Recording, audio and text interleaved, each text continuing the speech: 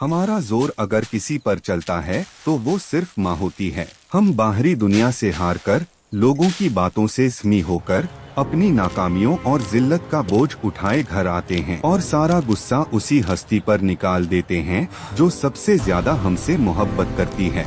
माँ खामोश रहती है, पलटकर जवाब नहीं देती, बस हमारी आंखों में छुपा दर्द पढ़ लेती है। वो हमारी तल्ख बातें भी ऐसे सुन लेती है जैसे वो भी हमारे दर्द का हिस्सा हो। फिर वही हाथ हमारे सिर पर आते हैं, वही आवाज हमें तसल्ली देती है और वही हाथ हमें खाना खिलाकर ये जताते हैं कि दुनिया चाहे जैसी भी हो, उसका दिल हमारे लिए नर्म ही रहेगा।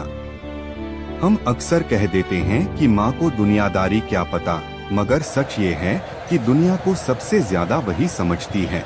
वो जानती है कि लोग कैसे बदलते हैं, रिश्ते कैसे आजमाते हैं और वक्त कैसे रंग दिखाता है।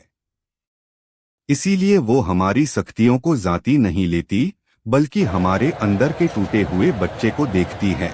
माँ हमें कभी छोड़कर नहीं जाती। वो नाराज होकर भी दरवाजा बंद नहीं करती, वो थककर भी हाथ नहीं छोड़ती।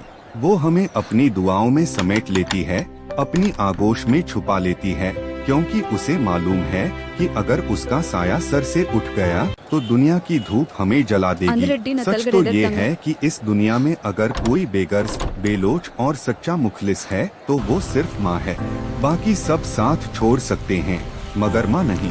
वो हमारी हर कमी के बावजूद हमें मुकम्मल समझती है, हर गलती के बावजूद हमें कबूल करती है और हर हाल में हमें अपना ही मानती है।